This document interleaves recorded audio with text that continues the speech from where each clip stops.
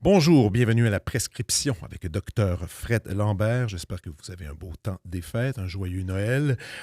Pour ma part, aujourd'hui, un invité très particulier que j'aime beaucoup, que j'admire depuis plusieurs années. Pour certains, pour la majorité, il n'a pas besoin de présentation, mais connaissant mes auditeurs culturels, de la danse contemporaine en passant par l'art visuel, peut-être qu'il aurait besoin d'un moment, d'une petite biographie, et la voici. Cru et sans pudeur. D'abord auteur humoristique, Thomas Levac est maintenant un humoriste qui foule les planches et un podcasteur bien établi. Il s'est démarqué lors de ses présences à Mike Ward sous écoute et anime maintenant de multiples podcasts à succès, soit Couple ouvert, Deux princes et le podcast de Thomas Levac. Il est également copropriétaire et gestionnaire du studio Bien Entendu avec Stéphanie Vandelac. D'ailleurs, Thomas co-anime le podcast Couple ouvert avec Stéphanie. Ouvert d'esprit, ouvert à discuter de sujets chauds, mais surtout ouvert à rire de tout. Autant disponible en formule devant public qu'en studio, ce podcast sans filtre nommé au Gala des Oliviers 2022 vous promet des moments complètement survoltés avec des invités que vous aimez. Thomas a présenté son premier spectacle solo, Thomas Levac qui rit presque de chez vous. Partout au Québec, il est désormais disponible sur YouTube. Il est présentement en tournée avec un tout nouveau spectacle, Thomas Levac, J'ai jamais dit ça. Et histoire de vous donner le goût, voici le pitch du show, parce qu'il y a un pitch qui a été écrit. Même face, nouveau matériel. Thomas Levac est de retour avec un autre spectacle. Viens écouter Thomas dire des affaires qu'il ne devrait pas confier à sa psy. Tu ne connais pas Thomas, on t'encourage à écouter ses podcasts, Deux princes, Couple ouvert, ou encore la captation de son premier spectacle. Question que tu ne passes pas toute la soirée à te dire, c'est quoi ça? Thomas est comme la slush couche-tard. Ceux qui aiment ça aiment vraiment ça et ceux qui n'aiment pas ça souhaitent que son inventeur soit condamné à des travaux forcés. On comprend que c'est le texte le plus vendeur. Et on comprend que c'est pas le texte le plus vendeur, mais c'est parce qu'on est tanné de gérer des plaintes de gars qui ont comme photo de profil un skidoo. Et voilà, ta présentation. Mais c'est beau. C'est une belle présentation. Je trouve que ton agence a fait bien ça sur le site. J'ai juste fait du copier-coller, j'ai rien inventé. Tout d'abord, joyeux Noël. Yeah. Est-ce que tu as un Noël joyeux, Noël triste ou sans commentaire? J'ai eu un Noël joyeux quand j'ai arrêté de me forcer de fêter Noël. Alors, l'année où je veux fêter Noël, je fête Noël. Une année où je veux pas fêter Noël, je ne fête pas Noël. Depuis que j'ai pas cette pression-là, j'adore Noël. Mais tu n'as pas la pression même avec ton enfant? C'est plus facile quand tu as un enfant. C'est plus facile. C'est pas une pression si tu veux lui faire plaisir parce qu'elle aime ça. Là. Elle aime ça, c'est certain qu'elle aime ça. Cool. Déjà, petite question, quand la petite comparaison avec la slush couche-tard, ceux qui t'aiment vraiment, ceux qui t'aiment pas. Ça vient d'où ça, cette affaire-là? Je croyais que c'était drôle, fait que je l'ai écrit. Mais est-ce que c'est vrai? Est-ce que tu as y a eu des sentiments haineux à ton égard? Bien sûr, mais c'est normal. Vraiment, tant que ça? Oui, c'est tout à fait normal. Et c'est... Peut-être c'est mon cercle que je suis fermé avec des gens qui te célèbrent. Alors, c'est gentil. Oui. Honnêtement, je pensais pas que ça pouvait arriver, mais c'est quoi? C'est dans les commentaires, des trucs, des emails weird, des... Chanceux, personne m'écrit des courriels. Oh non, oui, de temps en temps, j'ai des courriels haineux.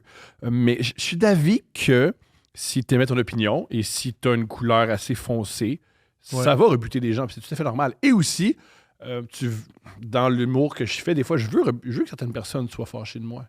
Ouais. C'est sûr que si... Ça te dérange pas? Pas que ça me... Non, moi, je veux que tout le monde... Moi, j'ai un problème. Vas-y. C'est que je veux que tout le monde m'aime, mais je veux pas faire d'efforts pour que tout le monde m'aime. Puis après, je me plains que c'est pas tout le monde qui m'aime. Ça, c'est mon problème. Et aussi, Et aussi, des fois, j'émets des opinions, je parle fort, fait que je peux comprendre que ça peut agresser. Et aussi, maintenant, avec TikTok et avec Instagram, c'est pas tout le monde qui choisit de m'écouter. Mm-hmm. Maintenant, je travaille avec un gars qui s'appelle Tommy Hamel Grenier, qui est vraiment bon avec il comprend ces plateformes-là, puis il comprend un peu l'algorithme. Fait qu'il fait en sorte que je suis vu par plusieurs personnes. Mais il y a des gens qui n'ont pas envie de voir ça. Oui, puis tu drops, puis tout d'un coup, tu dis ces choses-là, puis sûrement que ça accueille des sentiments un peu weird parfois dans les commentaires, mais tu es sensible quand même. J'ai appris hier. Moi, je vais jamais voir les commentaires sur TikTok. Jamais. Sur TikTok, jamais. Mais d'autres places, oui. Oui, mais sur TikTok, je me suis dit, c'est pas une bonne idée pour ma santé mentale. Mais pourquoi ceux-là particulièrement? J'ignore pourquoi, mais sur TikTok, il y a une violence. Hein? Oui, une violence parce que c'est pas... Toi, sur Instagram, c'est ton profil puis c'est ta vie. Fait que si tu dis, t'as pas rapport, les gens peuvent cliquer sur ton profil et voir comment tu vis ta vie, voir c'est qui ta famille, voir c'est qui tes amis, voir c'est quoi ton intimité, voir c'est quoi tes hobbies. Parce que sur TikTok, tu peux juste te mettre un compte puis insulter les gens. Exemple.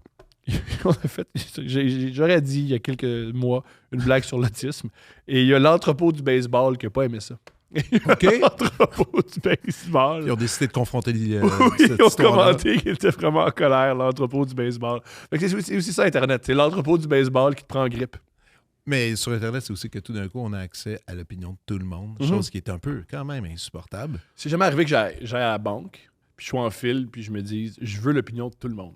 Jamais. Jamais. Puis maintenant, on a le droit à ça. C'est un peu lourd. Cela dit, je revenais quand même à la personne que tu es, parce qu'il y a plusieurs années, j'ai essayé de retrouver dans mon compte, dans mes comptes Facebook, je t'avais écrit un espèce d'email vraiment gentil pour te dire que j'en revenais pas à quel point tu étais drôle. Puis il y avait une période c'était avant que tu fasses du stand-up. C'est quand tu écrivais. Oui. Puis je pense que tu te donnais, je sais pas si c'était un devoir, mais de au moins faire 1 ou 2 jokes que tu publiais sur tes réseaux par jour qui étaient bonnes puis drôles. Puis moi, ça me rendait fou parce que les jokes étaient vraiment bonnes. Puis je me disais, pourquoi il fait ça? Il brûle du matériel, ça n'a aucun bon sens. Moi, j'arrêtais pas de dire, ce joke-là, il peut développer 5-10 minutes facilement sur ça. Puis tu brûlais ça. Puis je pense que je t'avais écrit, je te disais, hey man, t'es tellement drôle, mais j'étais là, dis-moi que tu vas faire du stand-up. Puis tu m'avais écrit, je pense à ça, je suis pas certain, ça va venir peut-être. Puis ça, c'était une période comme ça. Il est arrivé où ce moment de déclic réel? Où est-ce que tu as fait, bon là, je me lance dans l'arène, j'y vais avec ça? C'est après le bye-bye. J'ai participé, j'étais dans l'équipe d'écriture du bye-bye, je me souviens plus quelle édition, j'étais vraiment pas bon. Pas bon au niveau que très tôt, ils ont dit ça marchera pas, on l'aime quitter, mais pas ce que t'écris. OK. Et je me suis dit, bon, mais ça marche pas. Puis le bye-bye, à mes yeux, c'est le contrat ultime d'écriture humoristique au Québec. Encore? Encore, je crois. Je crois que c'est là où c'est l'émission la plus écoutée de l'année. C'est de l'humour. T'as des gros budgets. Puis le sketch que tu imagines est réalisable justement à cause des budgets et tout moi, ça. J'étais pas bon. Tout ce que j'écrivais, quand je les lisais autour de la table, on trouvait tous pas bons, y compris moi. C'était vraiment pas bon. Mais t'étais-tu un provocateur de bonnes idées pour les autres, justement, parce que t'arrivais avec ton idée et les gens disaient non, mais si on prend cette non, c'est juste. Il m'a regardé sinon. Il m'a regardé. C'est gentil. Tu l'as fait une fois? Une seule fois, puis ils m'ont. Très tôt dans le processus, ils ont fait tu l'as pas. Puis j'étais d'accord avec eux. J'ai eu mal. Mon ego a eu mal, mais le fan d'humour a fait ouais, c'est mieux que tu donnes ta place. C'est mieux. Wow. Oui. OK. Puis je l'ai pas donné. Je l'ai pas donné, ils m'ont congédié. Oui, prenez ma place. Oui, non, on m'a congédié. Mais c'est comme ça que je me suis convaincu en disant c'est. Puis les commentaires, c'était quoi? C'était juste c'est pas bon. C'est pas bon. C'est pas bon. Ou c'est pas dans la c'est ligne. Pas bon. C'est vraiment pas bon. Wow. La preuve, j'ai pas pris ces idées-là puis je les ai pas faites moi-même. Ouais, c'était pas bon. En effet. C'était vraiment pas bon. Et je m'étais dit, ben ça, je suis pas bon là-dedans. Alors, par contre, en même temps, quand j'écris de quoi sur Internet directement au public, ça fonctionne. Fait que je crois que ce qui fonctionne, c'est moi-même, ma couleur, ma palette. Allons-y. Et c'est comme ça que tu as construit justement on pourrait dire, identité d'humoriste à travers ça, ton style. C'est un peu bâti là-dedans.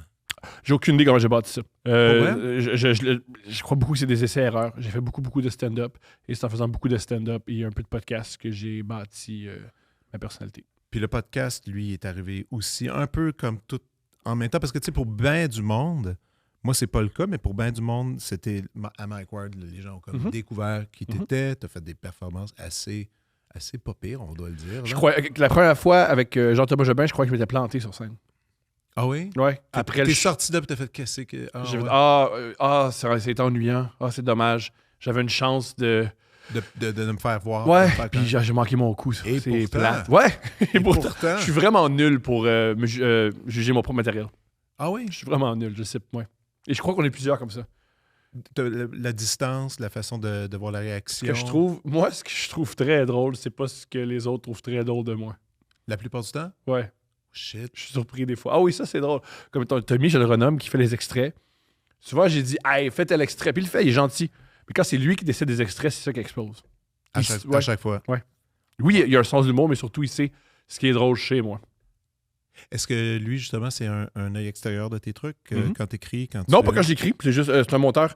Lui, c'est notre monteur de Reels et de TikTok. C'est maintenant un poste dans la vie. Tu peux être monteur sur TikTok et sur Instagram et maintenant sur Facebook. Puis c'est lui qui les organise toutes pour vous autres. Puis il va faire les pics des meilleurs moments selon lui. Oui, selon lui. Et des fois, c'est alors, mais ça va être malade. Puis il fait OK, Tom, pas de problème.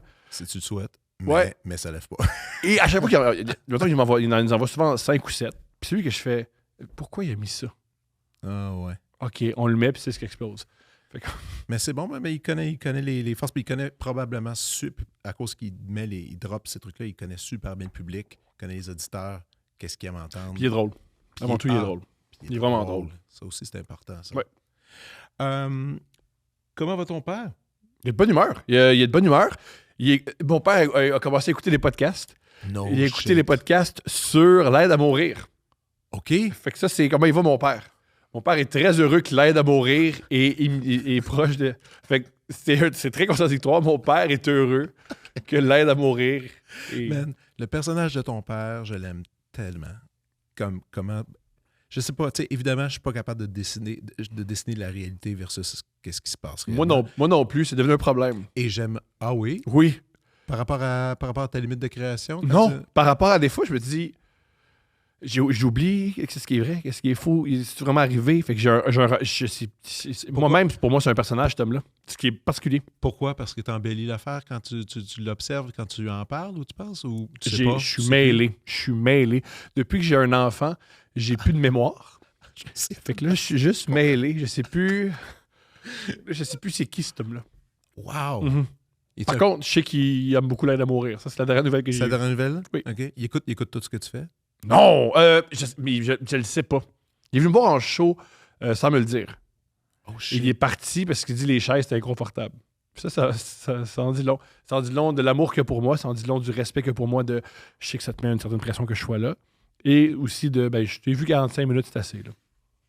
Wow. Ouais. Pas de bravo? Pas de... je pense qu'il était vraiment, vraiment, vraiment fier que je m'exprime. Il était vraiment fier que je remplisse une salle. Ça, bravo à ce niveau-là. Évidemment, ouais. tu sais. Mais c'est... donc, il est pas... Mon père m'a dit une phrase géniale. Il m'a dit « Tu me fais pas rire, mais c'est tant mieux. » Parce que moi j'ai 60... À l'époque, moi, j'ai 65 ans.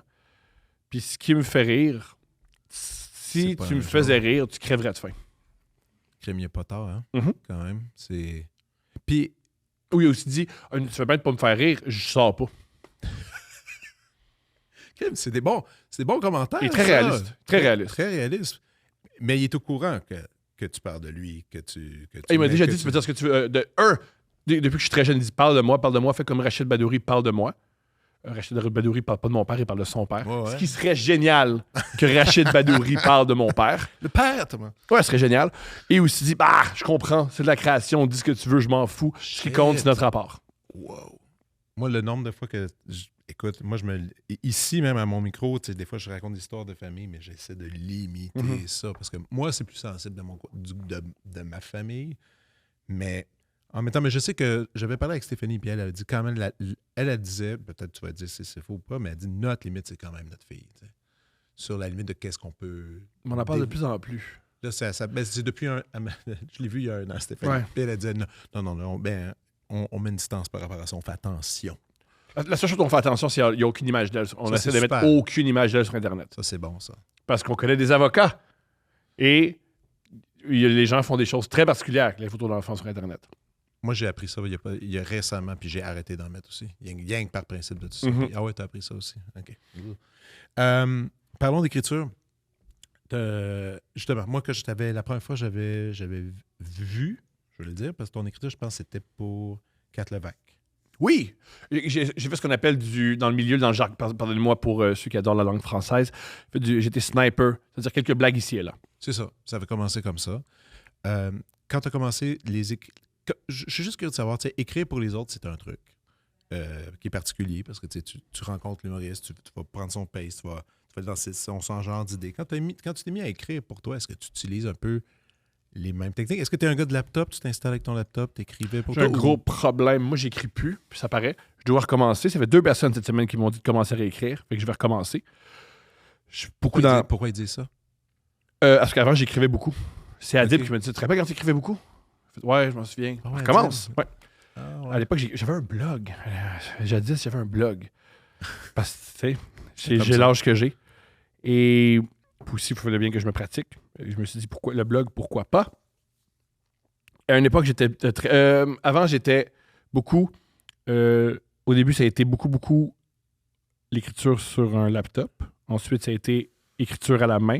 Mais là, je pense que je vais recommencer sur la laptop. Puis ça fait un bout que tu es en écriture sur stage. Ouais. Ça, Ou juste sur des... j'ai des petits cartons. Un peu comme les... T'enregistres? Non, je m'enregistre jamais. Non. C'est une erreur. Ouais. What? Mm-hmm. Même quand t'allais faire des 15 minutes? Ouais. Pas de... Wow. Puis t'as fait retenir tout ton matériel? Je pense... Pour vrai, c'est l'épisode de quoi ne pas faire. Ouais. Oui. Tu sais, les humoristes qui nous écoutent ou des gens qui veulent commencer à faire de l'humour, si vous ne faites pas ce que je fais, vous allez gagner beaucoup d'expérience. Mais là, t'es-tu en mode... T'as quel âge? J'ai 36 ans. T'es-tu en J'ai mode... commencé par 20. J'ai 36 ans. J'ai 36 ans. Ça, OK. Je mange jamais sur mon âge. Mais j'apprécie... Je sais pas que je veux mentir, c'est que je veux vraiment avoir 29 ans. Est-ce que tu penses que Là, t'es-tu à 36 ans, t'es en train de te dire, OK, là, je vais changer une couple d'affaires pour que ça soit... C'est ça, là. Te réécrire, peut-être enregistrer. En fait, je vais revenir à l'arrière. Quand créativement, je me sentais mieux. OK, quand tu te sentais mieux. Mais tant qu'à faire, quel âge que tu te donnes... Quel âge que tu trouves que tu as réellement, au fond? 36 ans. Ah non, réellement? Ouais. 44. Non, ouais. Oui, 44. Moi, c'est 27. Wow. On va dire que j'ai arrêté. Je pense que j'ai tout le temps 27. Toi, déjà, t'es de l'autre bord. Pourquoi? Hey, 44, c'est mon âge l'année prochaine. Bon, je suis curieux de savoir c'est quoi. Je suis très crise de quarantaine.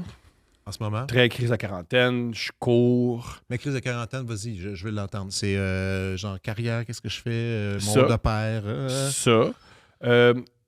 J'ai un vide, puis je crois que c'est la consommation qu'il faut le remplir. Tu consommes? Oui, mais pas de la drogue. Non, je sais, consommer, acheter des affaires. Ouais. Tu check des... OK. Pas énormément, mais je pense vraiment que si j'ai... Je crois que maintenant, je vais acheter une paire de chaussures qui fait que je me sens bien avec moi-même. OK. Ça va arriver. C'est pas encore arrivé. Fait que je continue. Mais je crois que maintenant, je vais acheter une paire de chaussures qui fait que je me sens bien. Je suis dans cette quête-là. Alors, à ce niveau-là, je pense que je suis en crise de quarantaine. Ou aussi, une espèce de laisser aller. Une espèce de... Okay. Ceux qui m'aiment, soit ceux qui m'aiment pas, je les comprends, mais je veux pas non plus les gagner. Ouais. Ça, c'est bon. Mais ça, c'est pas une mauvaise affaire. Oui, parce qu'en crise de quarantaine, c'est pas juste négatif. Non. C'est génial. Il y a une raison pourquoi les hommes de 40 ans, ils plaisent beaucoup aux femmes. Là. Moi, crise de trentaine, c'était la pire. Je sais pas toi. Moi, c'était un moment horrible. OK, wow. Ouais, quarantaine, ça coule, mon gars. Moi, je pense pas que j'ai eu de crise de trentaine. Je ne pense pas. T'as pas senti ça? Non. Le chaos, le dire qu'est-ce que j'ai fait toutes ces années-là, les études, pourquoi, nanana. J'ai pas étudié. Toi, t'as étudié un peu quand même. Pas vraiment, non. J'ai pas secondaire 5. Arrête. Non, j'ai pas secondaire 5, j'ai lâché. OK. Ça fait que non. Je vais faire comme toi, une autre chose à ne pas faire. Une chose à pas faire. Aller étudier, c'est génial, t'apprends des choses. T'apprends des choses. Ça serait-tu quelque chose que tu voudrais compléter un jour? Jamais. Mon secondaire, ça serait bien. Qu'est-ce qui te restait? Des mathématiques. Des mathématiques pour... des mathématiques. 5-16 puis ces affaires-là. Là. Non, 4. OK. Ah, t'as pas fait 4. Mais t'as fini les autres cours. J'ai pas fait mon secondaire 5. J'ai arrêté en secondaire 4. T'as arrêté en secondaire 4? Ouais. Oh my. Ouais. Donc, t'es vraiment self-made dans tout ton apprentissage éducatif de regarder. Non, je pense que j'ai beaucoup appris à l'école de l'humour. J'ai beaucoup appris par les autres. Ça me paraît self-made parce que... Non, mais dans le sens que tu t'es auto-éduqué dans... Regarde, il y en a plusieurs. Tu sais, Stéphane Bureau, il n'est pas allé à l'école, là. J'ai pas autant de connaissances que Stéphane Bureau. C'est génial de me comparer à lui, mais non. Certes. Non, mais dans le sens qu'il y a des gens qui apprennent mieux par eux-mêmes, sans une institution qui fait un cadre super strict. Et au contraire de moi, tu vois que moi, c'était bien d'aller à l'école. Moi, très tôt, je voulais être humoriste. Et je pense pas que c'est... Tu voulais y aller, là. Je pense pas que c'est au cégep puis à l'université que tu apprends à être humoriste. Puis à l'école de l'humour, on pouvait accepter quelqu'un qui n'avait pas son secondaire. J'ai fait un faux diplôme. Ah ouais? Ça, je savais pas, ce bout-là. J'ai pas tout écouté les podcasts. Je fais bien. Bon, je peux pas tout savoir, toute l'histoire. Qu'est-ce que je t'ai fait? Un faux diplôme? Ouais. Qui l'a fabriqué? Je suis allé à une école pour adultes puis j'ai pleuré une secrétaire qui m'a fait un document. Shut up. Wow. Ouais. Donc, manipulateur un peu. Énormément. Wow. Je crois pour être artiste, ça aide d'être manipulateur. Maintenant, si tu es super manipulateur, tu peux bien l'utiliser. Fait que si tu l'utilises dans l'art, à mon humble avis, ça dérange pas. Mais... Wow, puis ça t'a aidé, puis t'as pu passer, puis ils sont pas revenus là-dessus. Il n'y a jamais personne qui est mis en doute. Non. Non. Ouais. Puis, OK. T'avais hâte d'être humoriste. T'as atteint, même, je dirais, pas mal plus que le but. Là. Je veux dire, maintenant, t'es un super podcasteur qui est honnêtement, moi, je te trouve super intéressant sur les différents podcasts que t'as. tu fais ton stand-up. Est-ce que tu as atteint ce que tu voulais? Ou Non. Pas encore? Ben, je sais pas. Alors, je devrais être. Depuis crise de quarantaine, j'ai beaucoup moins d'ambition qu'avant. OK. Avant, j'avais des objectifs et j'étais ambitieux. Souvent, quand on me rencontre dans les premières ou les soirées d'humour, on me dit c'est quoi tes projets? Qu'est-ce que tu veux faire? Qu'est-ce que tu veux faire l'année prochaine? Puis j'ai toujours maintenir. C'est-à-dire que j'ai 2 podcasts dans lesquels je m'amuse beaucoup. Je crois que pour que ça soit bon. Il faut que tu te génères des idées. Ça. Et j'espère que le premier show que j'ai sur à mon agenda va être bon. Je suis je vais vraiment à court terme. OK, à court terme. Tout ce Mon équipe déteste ça. En même temps. Tu sais, à un moment donné, je parlais justement avec Stéphanie du fait, j'ai dit, hey, vous autres, vous devez avoir des offres, des gros médias qui voudraient peut-être vous avoir. Moi, je suis comme encore surpris. Vous avez même pas fait genre tout le monde en parle? Jamais une invitation? Mais je crois, qu'est-ce qui tout le monde, personne, c'est pas tout le monde qui parle de nous. On n'est pas dans l'actualité. Cette émission-là ne prend jamais. En tout cas, c'est un sujet par aux 2 semaines que tout le monde parle. Là. Je sais pas pourquoi Il y a pas ça, tout le monde en parle, mais c'est pas tout le monde en parle. Là. Je t'entends. Fait que c'est 1. Et 2, je vois pas leur intérêt de nous inviter. Hey, c'est un couple, ils font de quoi sur Internet? Hey, notre public qui est pas vraiment sur Internet. Non. Moi, au contraire. Si on n'est pas choquant non plus. Souvent, ils reçoivent des gens qui ont des succès immenses sur Internet, un peu choquants. Nous, on n'est pas vraiment choquants. Non, moi, c'est. Nous, on passe sous le radar. On est chanceux qu'au Plus Vert et Deux Princes, on est assez populaire pour avoir un revenu, mais pas assez pour être sur les sites à potins. Les gens peuvent dire ce qu'ils veulent sans. Mais c'est ça la beauté, je trouve. Parce que moi, quand je t'écris, mettons, à du monde qui ne vous connaissent pas, quand je vous décris, je fais, tu sais, je dis, c'est un couple qui ont réussi. Puis là, peut-être tu ne seras pas d'accord avec comment je vois ça, tu sais, mais qui ont réussi à observer la faune de la culture Internet québécoise et d'aller chercher les meilleurs morceaux qui sont à travers ça, puis de les faire connaître. Le nombre d'affaires que vous m'avez fait connaître à travers les années, c'est comme en 2 ans, là, tu sais. Puis même avec tes autres projets, puis avec des invités que je savais pas qu'ils existaient, ces gens-là. Des fois, nous non plus, hein. On les découvre au micro. Ah oui? OK. Des fois, on sait pas c'est qui. Mais ça, votre travail de recherche, justement, de les inviter, ces gens-là, c'est en fouillant. Parce que après, je me suis dit, check, Thomas, c'est un gars, il écoute pas la télé, il est juste sur YouTube toute la journée. Non, pas toute la journée. Même certaines parties. Puis ce que je regarde sur YouTube, c'est beaucoup des messieurs américains qui me disent que je fais pas assez d'argent. C'est ça que je regarde. C'est-à-dire? Des messieurs qui disent « Yo, tu seras jamais millionnaire. » Oh non! Ce que j'écoute sur YouTube, c'est déplorable. Explique, c'est quoi? C'est des affaires d'entrepreneurs? Ouais, beaucoup de ça. Beaucoup de ça. Oui, je sais. Parce que tu aspires à être riche. Je sais pas à quoi j'aspire, mais je pense que l'algorithme, la formule mathématique de YouTube pense que j'aspire à être riche, puis ça fonctionne, j'aurais pas cliqué. T'as-tu ton YouTube sur toi, sur ton sel? Je pense. J'ai vraiment envie de scroller pour voir c'est quoi ton algorithme, qu'est-ce qui pop-up. Parce que des affaires d'argent, des affaires drôles, non. Des affaires de sport, football, sûrement. Oui, c'est la première affaire, c'est du football. Vas-y, regarde. Du football, OK. Oh boy. Ouais, OK, football. Ah, j'ai une très mauvaise diète médiatique. Ah, OK, là, je vois. OK, du cash. Ouais. Oh, wow. OK, les trucs complexes de l'argent. OK. C'est vraiment ça! Mais oui, comment dire? Oh! Why looking poor is important for living well. Oh my God! C'est pas vrai, je te conseille de l'écouter, celui-là. Je pense qu'il est pas fait. Je pense que c'est un bon conseil. J'écoute beaucoup ça. Beaucoup. Si je te montre le mien, là, c'est comme juste du ASMR pour m'aider à dormir, puis des espèces de sketch d'humour, puis Ah, mais c'est très drôle. Ouais. Mais il y a quelque chose qui se cache de bord. Mais t'es quelqu'un qui a beaucoup... mais justement, t'as une entreprise, tu dois aspirer à des choses. Si, admettons, ces grands médias-là que je te parlais t'approchaient, serais-tu intéressé d'embarquer dans des projets de même? Mais ils m'approchent pas. Alors... Je sais, mais oui, rêvons, mettons, on joue au jeu, là. Ouais, qu'est-ce qu'on arrive? Hey, série avec toi, go, on y va. Je pense pas que je suis assez populaire, il y a ça. Hey, moi, je suis encore surpris que c'est pas arrivé, comme j'en reviens pas. Moi, je suis pas surpris du tout. Mettons... Il y a du monde bien moins populaire qui ont des rôles dans ces boîtes. Des rôles, mais exemple, mettons, l'humoriste qui a une série en ce moment, c'est François Bellefeuille. Okay, c'est une excellente idée, c'est François Bellefeuille. Ben oui, c'est François, c'est sûr. Mais moi, je suis pas à ce niveau-là, puis je suis pas à ce niveau de popularité-là, puis je suis pas à ce niveau de connaissance-là. Non, pour l'instant... Écoute... Aussi, comment dire, c'est Claudie Mercier qui disait ça à Télé-Québec, qui disait... c'était Stéphane Bureau qui demandait les médias traditionnels vis-à-vis les médias, les réseaux sociaux. Puis elle a lancé la blague. C'est drôle parce que maintenant, les médias traditionnels veulent faire ce qu'on fait. Ils veulent tout être sur YouTube, ils veulent tout être sur TikTok. Ils veulent tous. Alors, je pense, si Radio-Canada va collaborer avec moi, c'est sur YouTube. Carrément. Mm-hmm. Puis, ils ont intérêt. C'est-à-dire que s'ils veulent... Ils ne devraient pas m'amener sur leur plateforme. Ils devraient dire comment on peut essayer d'aller faire ce que... Moi, je suis super excité parce que l'année prochaine, Couple ouvert, vous allez aller dans ma ville natale, qui est Joliette. Et moi, je fais partie de ces gens qui ont encore gardé en contexte. C'est un long terme. Là. J'ai gardé, je suis encore ami Instagram, Facebook avec mes amis, des gens du secondaire.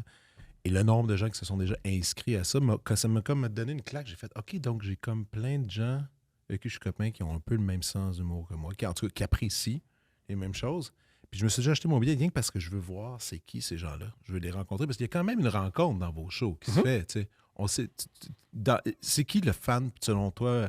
Es-tu capable de décrire le fan moyen? Est-ce qu'il existe ce fan moyen-là? C'est drôle. Ce matin, à Radio-Canada, on est au mois de novembre, quand on enregistre cet épisode-là, il y a un article qui est sorti sur les podcasts qui parlent de sexe. Et que les jeunes écoutent beaucoup de podcasts qui parlent de sexe. On n'est pas là-dedans, parce qu'il n'y a pas beaucoup de jeunes qui nous écoutent. Et ça m'a fait rire et j'ai réalisé, nous, on est chanceux. C'est pas des jeunes qui nous écoutent. C'est les gens qui nous écoutent, c'est des gens qui sont rendus à reconstituer leur famille.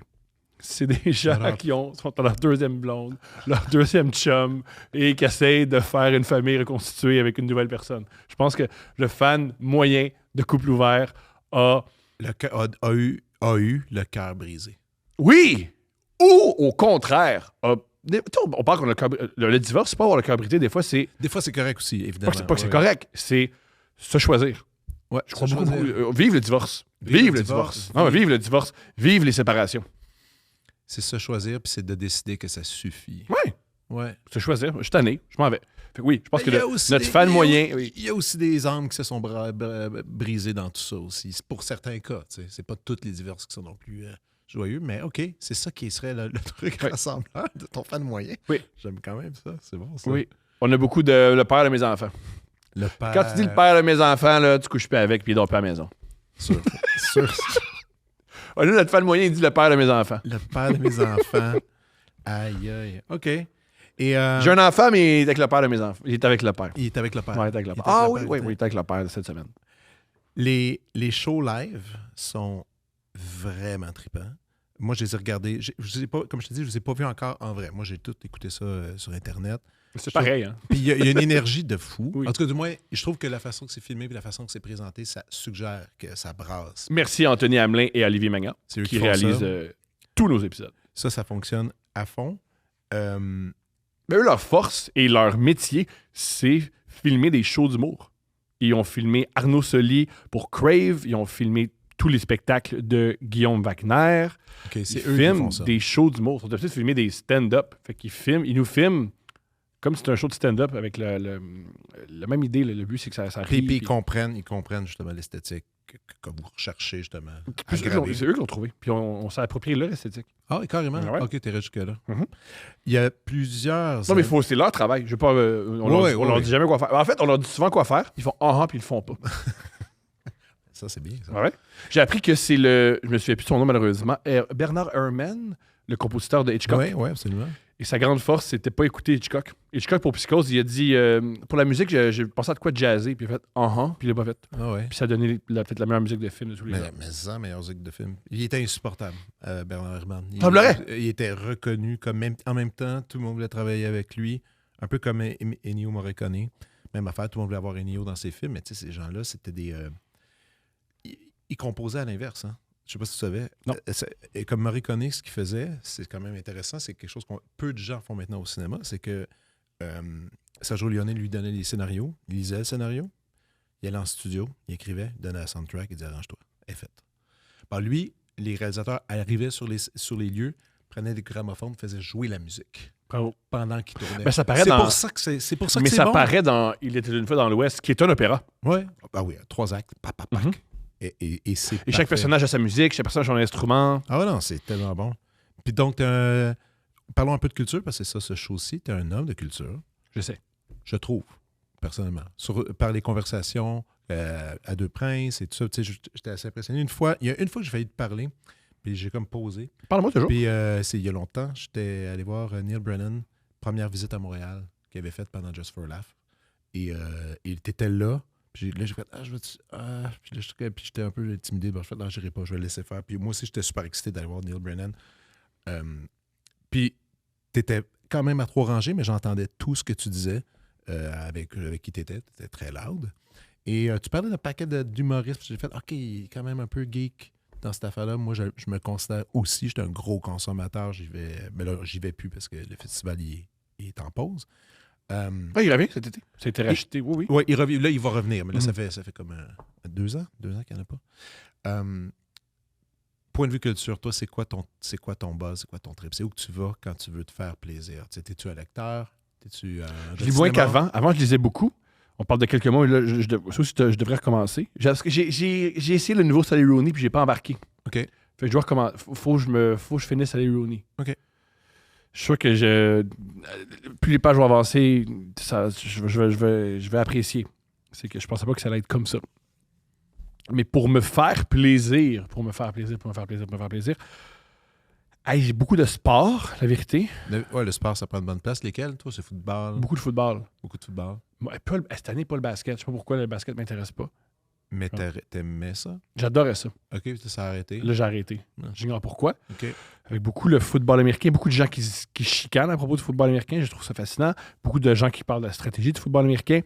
Sinon, j'écoute de la musique pour ma fille. C'est-à-dire que j'écoute beaucoup de Sabrina Carpenter. J'ai pas encore donné un coup à ça. Ouais. Parce que j'écoute de la musique. Faut que je découvre de la musique populaire qu'elle apprécie, mais qui me donne pas mal à la tête. Mais ça? Beau casse-tête. Moi, je fais quand même mon ménage à tous les vendredis, comme ce matin. Je vais sur Spotify toutes les nouveaux trucs, puis je donne une chance. Et écoute, c'est quand même un bon 80% de garbage là, qui sort, puis après, Puis c'est intéressant de le faire avec les enfants. À quel âge ta fille encore? 4 ans. 4 ans. Ils sont pas pires à cet âge-là. Ils savent tellement vite qu'est-ce qu'ils aiment. T'as raison. Tu pars le beat, ça prend 10 secondes, c'est seté, puis tu l'entends. Donc, oui, de la musique, mais pour toi, t'as ta musique aussi préférée que tu dois écouter. J'écoute des vieilles affaires. J'ai recommencé à écouter les Deftones. J'ai recommencé à écouter Missy Elliott. Parce que j'ai appris qu'elle était produite par Timbaland. Ouais. Puis que c'est leur deux... Qui est d'ailleurs la dernière collaboration qu'ils ont faite qui est excellente. Je savais pas. Va checker ça. OK, je vais écouter ça. Alors, homme de culture. Pour vrai, j'étais très cultivé de 14 à 25 ans.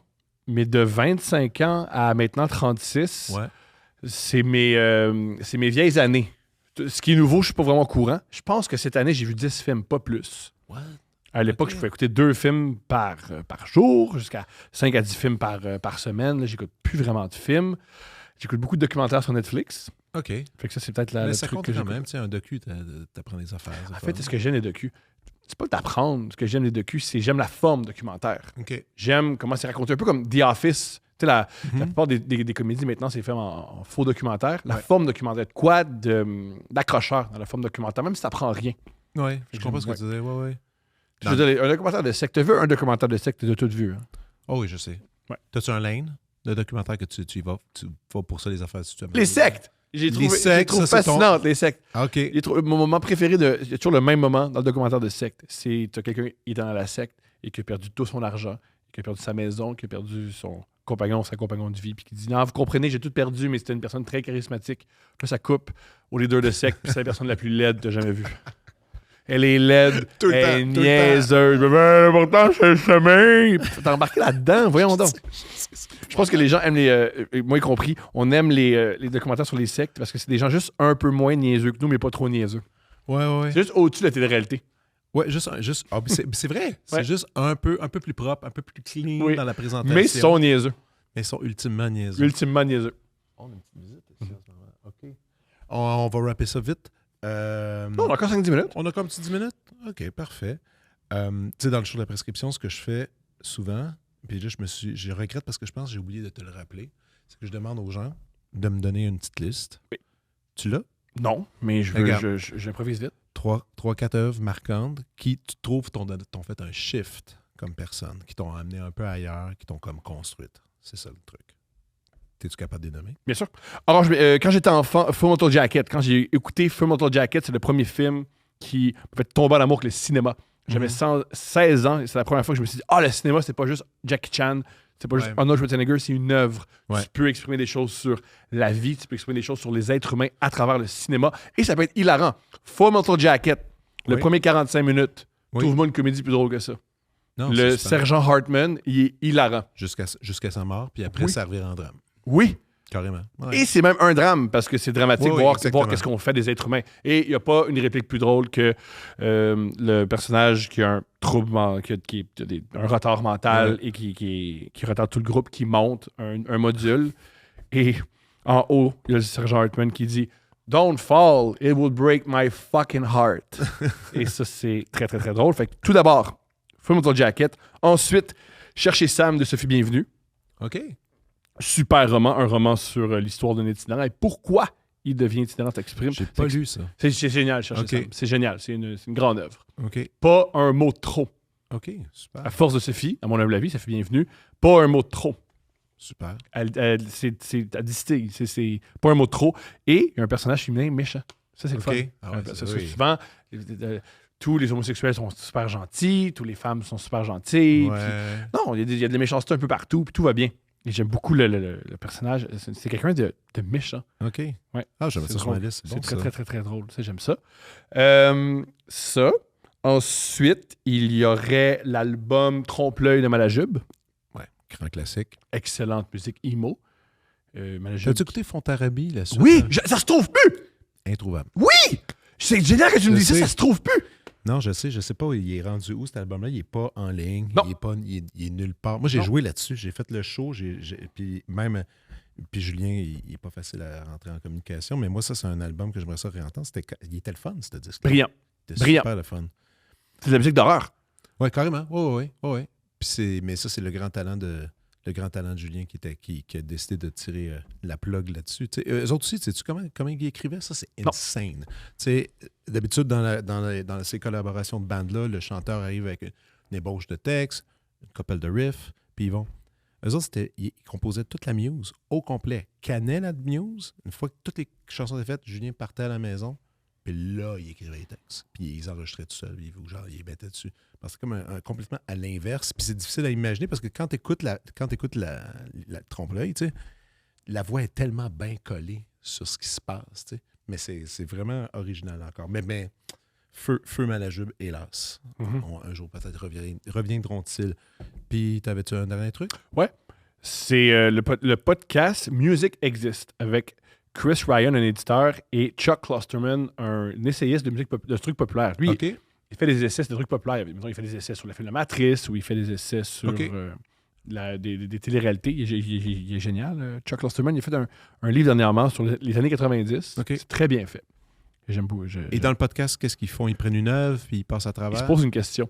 Et mettons, ils se disent, c'est quoi être what does it mean to be heavy? C'est quoi de la musique heavy? Qu'est-ce qui est heavy? Ça, c'est heavy. Ils font les Beatles contre les Rolling Stones.